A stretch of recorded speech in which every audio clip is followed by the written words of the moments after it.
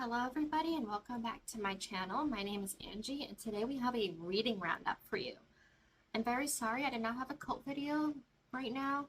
Those just take longer and I'm at the point now where I read enough books for the year where I can make a more long form content about it and not just shorts. So I'm just going to go in chronological order with the first book I read this year and then just go down the line and talk also about the book that I'm reading now.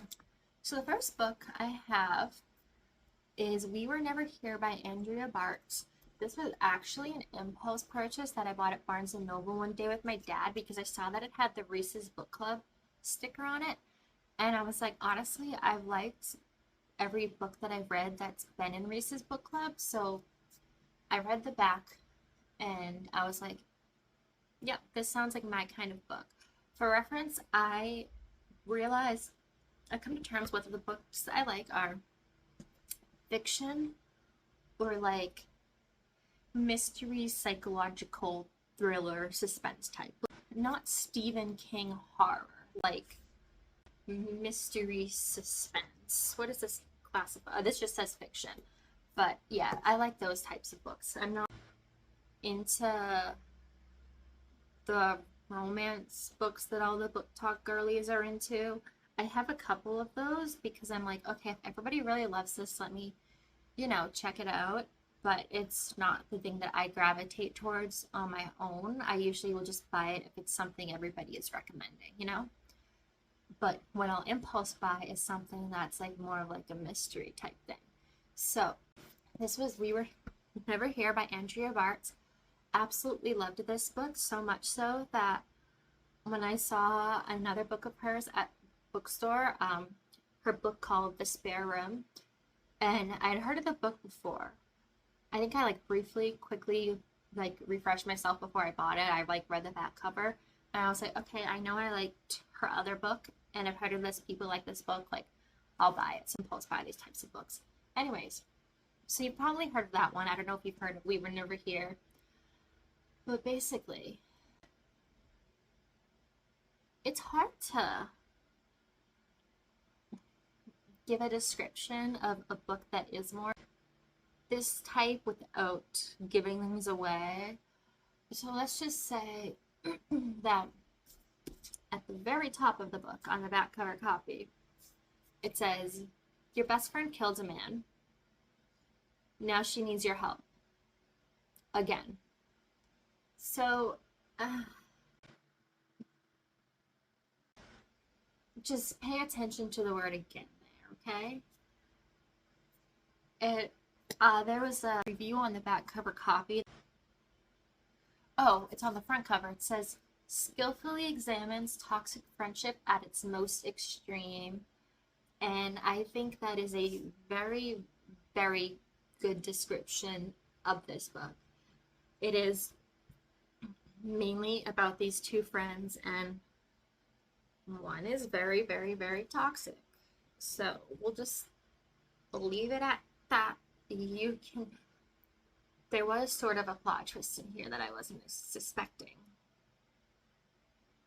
I would recommend this book. Okay, I'm just gonna leave it at that. I really loved this. Next, we have my first Taylor Jenkins Reid book. Carrie Soto is back. So she is a fellow Emerson alumni. So I bought this book and I have a few of her other books. And I bought them before I knew whether or not I liked her writing style. But it's I've heard nothing but good things about her books. She's not controversial the way the next author I'm going to talk about is. So I know everybody loves Seven Husbands of Evelyn Hugo. My friend actually said I should read that last because it's the best one. And it's yeah, I don't want to have everything go down from there. And this one was caught my eye the most. It's about this woman, Carrie Soto. And she was a tennis star, and she basically is returning to the game to reclaim a title that to reclaim a record. Basically, she held this record for a really long time in tennis, and a new young player comes up and beats her record, and Carrie Soto was like, I need to get back into the game and reclaim my title as the greatest woman in tennis. And apparently she's also a character in Malibu Rising, but supposedly you don't like necessarily need to read them in a certain order. Because I believe Malibu Rising is probably like in her prime. Whereas this is like after she retired. Anyways, though, I really liked this book, even if you're not like, I don't know anything about tennis, but it's just like a good story about a woman in sports, and it's just a good comeback story. I really liked it and I would recommend it. Now, the controversial author. I'll give you two guesses as to who this could be, because there's really only two options out there. It was this book that I have was a book talk book that I bought when I thought that I could trust people on like book talk, and just like, I think I actually first heard about it on YouTube. Anyways, it was back when I thought I could trust people's recommendations, and I read another book. I got 3 books from this author, thinking, okay, everybody loves her books, so let me buy 3. And then the first book I read. Okay, first of all, can you guess who it is? Can you guess who it is? If you guessed Colleen Hoover, you were correct. So, I first read Verity because I was like, going back to We Were Never Here, that's like, Verity seemed like it'd be more of like my style of book. And I didn't like it. I didn't like hate it per se, but I didn't like it. Something about it to me is just like weird. And I know like these books aren't necessarily like realistic. Like We Were Never Here isn't like something it's unlikely that's something that's happening in real life. But something about Verity was like so out there and just, I don't know what it was. But I wasn't a fan, and it was kind of like one of those things where I was like, okay, like I don't love this. I don't understand why everybody's rating this 5 stars. It's an easy read, and I was like, I can understand like this book be like getting people into reading, because based on that and then the next book from her I've read, like they've been like, yeah, just like an easy read, and there's nothing wrong with that. Sometimes it's what you need. But yeah, I just was kind of like, oh, I'm not impressed. Let's just say that. So now you just got a glimpse of what the cover was. So the next book I read was It Ends With Us by Colleen Hoover. Again, I had bought this when I bought Verity, and then I also bought It Starts With Us. I'm pretty sure I like pre-ordered it too because everybody loved this book so much. So I was like, okay, obviously I'm gonna love it too. So let me, Anyways, I didn't hate this. Honestly, I kind of liked it better than Verity, which shocked me. I feel like I really can't speak to this because fortunately I've never experienced domestic violence. It didn't seem like she was glamorizing it, but then the problem is, apparently, there was like a coloring book, she stopped, she ended up not publishing it, and there was like a coloring book, and it was like the couch where her mom tried to dad, or like the stairs she got pushed down from, and it's like, okay, this is not good. So yeah, I didn't think it was like a bad book, but I'm not like, this is the greatest thing ever. It was an easy read, sort of upsetting at times, but not. Oh, you know what I didn't like about this? The letters to Ellen DeGeneres. That was so weird.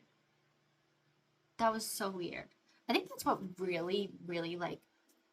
Again, I didn't like necessarily dislike this, but I think that's like a big thing that put me off. Like, I like Verity, and now this. It's like the things she adds sometimes. It's like, this is weird.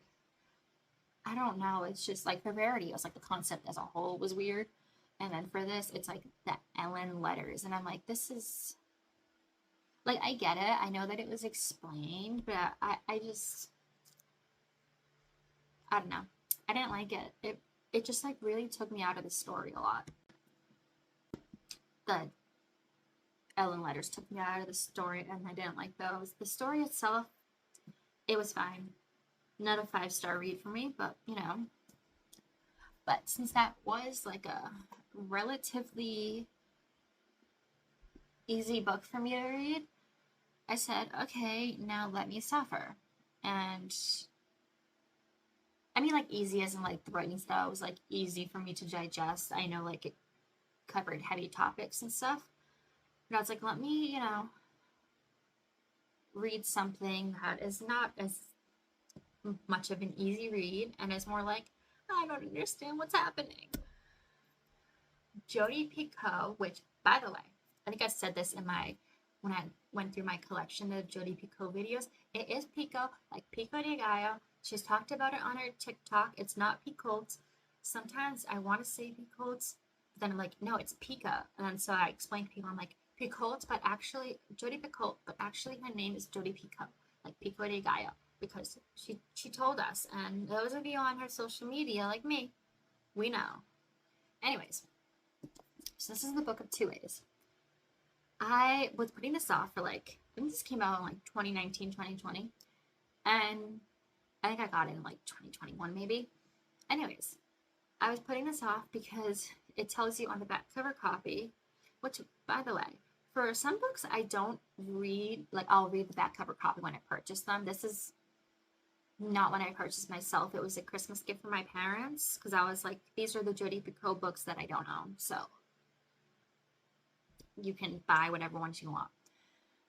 But anyways, so for like, if I'm buying a book, I'll read the back cover copy before I buy it.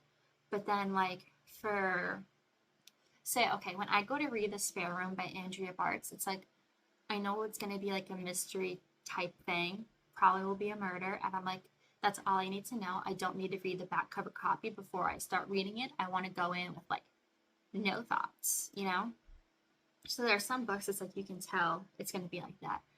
For Jodi Picoult, I know her books often cover like very difficult topics. So I'm like, let me read the back cover copy before I decide which one I want, because is this a topic I can handle right now? So this one doesn't really necessarily cover a heavy topic the way like something like 19 Minutes does, or Small Great Things, which you can watch my Jodi Picoult video, just look it up yourself to find out what they're about. But the thing is, I was putting this off because again, I was reading the back cover copy before I picked it, because I'm like, this could very well be like a heavy book I can't handle right now. And it starts off with a plane crash. The plane crash is not the story. It's just like the catalyzing event that sets the scene for everything. And basically there is this woman named Dawn, and she is married to her husband Brian in Boston. And she, in the plane crash, her mind instantly and sight goes to this man named Wyatt, who was in Egypt, who she went to get her like doctorate in for Egyptology. And so like this is more of like a fiction kind of, the romance in this story is more of a forefront than some of her other books that have either no romance or it's just like a undertone of the story. So I liked this book, but it wasn't necessarily my favorite of hers. But this was heavy in the sense that Dawn, the character in this book, she works as a death doula. And so there's a bit of topic about, there's some discussion about dying between that, and again, the plane crash really isn't the main focus, but like death is brought up numerous times. So that was heavy to deal with. And then also, since the character studied Egyptology before becoming a death doula, there's a lot in this book about Egypt. And it is cool because, like, I mean, I haven't learned about Egypt since I was in like 6th grade. But then it's like there's like things I don't understand and stuff. What is cool though, they have like the hieroglyphs in here because basically the character's thing is like translating the text, and they're looking for the Book of Two Ways. That's why she was in Egypt as like a dig site when she was getting her doctorate, which, by the way, she never finished. You'll find out. That's not really spoiling it. I'm pretty sure you know right away at the beginning she didn't finish it. Anyways, so yeah, this was a good book. Not my absolute favorite of hers, but I think if you are super into Egypt and your brain is smarter than mine, you will love this. I am more of like into her books that are like social justice, or there's one book of hers that I just bought that I really am excited to read, and I believe it's about this girl whose like mom died, and then as she gets older she's like investigates her mom's death because she's like, I think there's more than it seems. So I'm like, that sounds really interesting to me. So this isn't like necessarily something I would always go for, but it was definitely very interesting and I would recommend it. It's just not the first Jodi Picoult book I would recommend to somebody. Yeah, it is. Her writing is excellent. Like I don't really have anything bad to say about it. It's just not my typical genre, which is a theme in this video. But I'm trying to like sort of balance out my genres. I'm like, if I don't want to read 2 of the same genre in a row, sort of. I'm not the person that can sit and read like a whole series back to back. I can't do that for some reason. So, but even though this had a romance, I consider this more of just like a traditional fiction book, because while it was more so at the forefront of the story, a lot of it was just about her time in Egypt and like what could have been, and like how one thing can like change your life. And it's like all the different, they talk about like the idea that sort of like parallel universes, like what if in this there's a different me in this universe who was never on a plane that crashed, or there was a different me in this other universe where I didn't survive the plane crash. So it's sort of like that sort of thing. So the next one I have is, this is one I'm reading right now.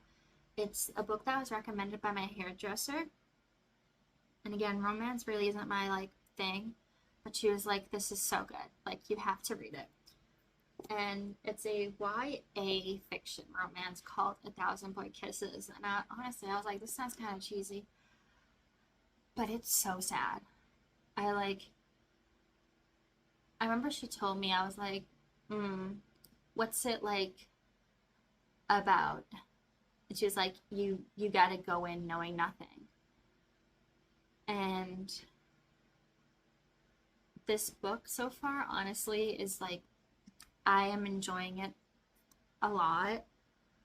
It's an easy read, but it's so sad to the point where, so I'm almost done with it, okay? But I had to break out my Nancy Drew book, The Bungalow Mystery, the other night, because one chapter I read and I was like, I can't handle this. This is so freaking sad. So I was like, let me balance it out with some Nancy Drew. But I really am loving this book so far. Way more than I thought I would, to be honest. Not that I didn't think that I would. It was just like, again, not my typical genre. I'm just scared to see how this will end. I'm scared it's going to be like a big plot twist. And either the plot twist is that the exact opposite of what I think is going to happen will happen. And like the thing that I think is going to happen will happen to the other person. Or I'm like, what if it happens to both people? And I just feel like it's going to be really, really, really sad. But my next book I'm going to read is The Naturals. And I have the first book in that series and the second one, because I accidentally bought the second one not knowing it was part of the series. So I got the first one for my birthday, and I'm excited to read that. But let me do a little ranking. The book I'm currently reading in this ranking. So there will be 5 books, and we're going to go 5, 4, 3, 2, 1.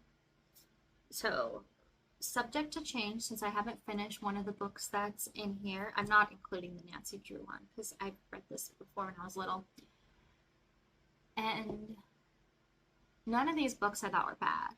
They were all like good books. It's just some I thought were, some were good, some were, I don't know. Okay, I know that in 5th place we have It Ends With Us by Colleen Hoover. Again, it did technically exceed my expectations, but that's because my expectations were very low. But I'm not like necessarily mad at this book. I liked the way it ended. So again, like, I don't think it's a bad book. I think if you're somebody that wants to, like, if you're in a reading slump, it could be a good book to like get you out of a reading slump. So I will put that in 5th place. Oof. I know what number 1 is, but 2, 3, and 4, I am juggling. Okay, number 4. This pains me. This pains me. It really does.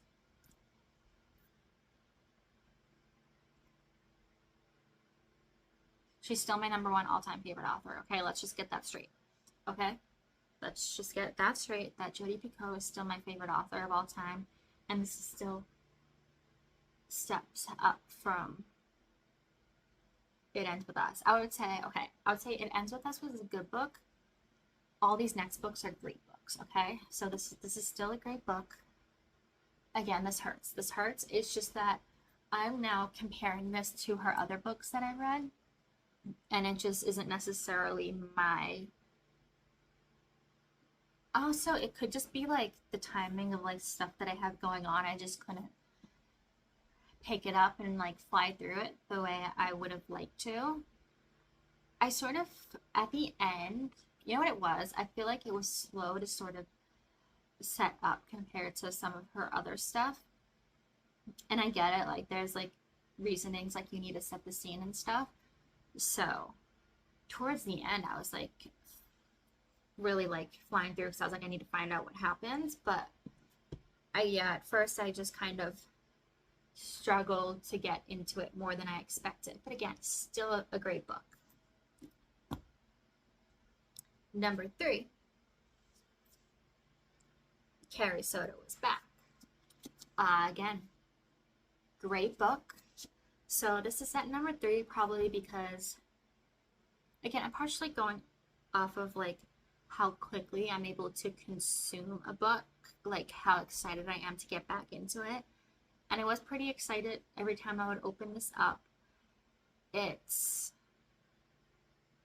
nice and different from like most books that you see like regurgitated on the internet. And I liked the writing. I do think I like Jodi Picoult's writing style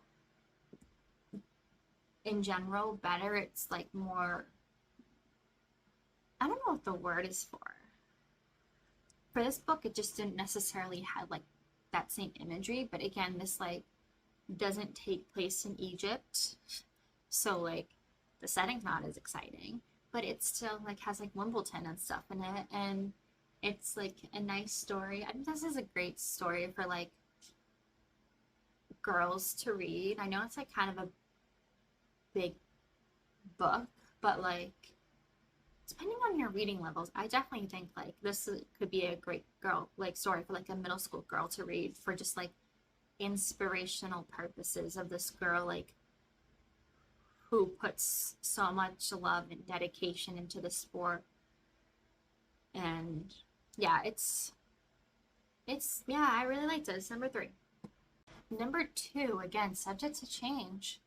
The one I haven't finished yet, 1,000 Boy Kisses. This one's really shocked me a lot because, you know, it's not a mystery. It's not about a girl's comeback story. It's a very sad book about a high school relationship. Well, it was like a childhood to high school relationship. But I think that's part of the reason it's up so high is because it's actually making me feel sad. And I don't always get that feeling from books, to be honest. So I'm like, you're accomplishing your job for sure with your writing. It's an easy read in terms of the writing, but because it's sad, again, sometimes I have to, or at least once I had to go to my Nancy Drew book. So I was like, this is sad.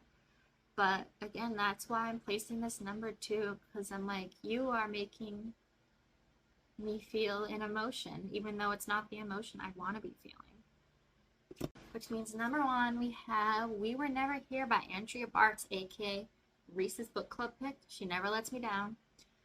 And while this didn't make me feel the way like 1,000 White Kisses did, this is, I would say, is number 1. Well, 1, because I've read the whole book, so that's helpful. 2, because this is just like my kind of book. It has female lead. The other lead is also, it has 2 female leads and they're friends, and it's also a mystery, and it involves, so it's got all the things I want, and I liked the writing style, so like there's really nothing more I can ask for from this book. This NPR snippet from some review they did. Beneath the thrilling cliffhangers and impeccably paced plot lies a very sharp portrait of female friendship and how magical and intense it can be.